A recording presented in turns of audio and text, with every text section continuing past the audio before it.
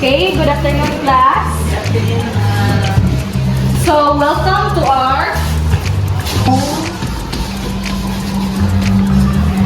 economics.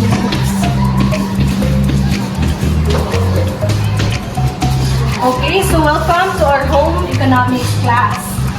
So today, class, we are going to explore the objectives of teaching home economics and practical art. Okay, Maya? Mr. Sia, I want to help my mom with household chores. What can I do? Okay, that's great, Maya. So one of our objectives is to develop responsibility. So you can start by helping with simple tasks like feeding your pets or putting away your toys. Okay, what else? So, teacher, Okay, Ava. so I have a question. Go on. I and my sister, we always fight over a clothes. So, my question is, what should I do? Okay, is to promote positive relationship or family relationships. You and your sister can learn to share and take turns and even work together on a project. Okay, go on, Emma. Hi, Miss Garcia.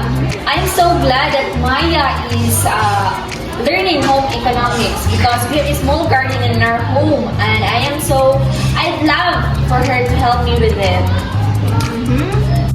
Oh, that's wonderful, Emma, because our objective is to promote agricultural awareness and appreciation. Maya can learn about the importance of gardening and sustainability. Miss Garcia, Sophia. I love making crafts. Can you make something today? Of course, Sophia. So practical arts is an essential part of home economics. So today, practical arts as part of home economics, we're going to make a simple craft project skills that promotes creativity and fine motor skills. So now, your task is to create anything using the paper that I gave to you. So we will make a craft, okay?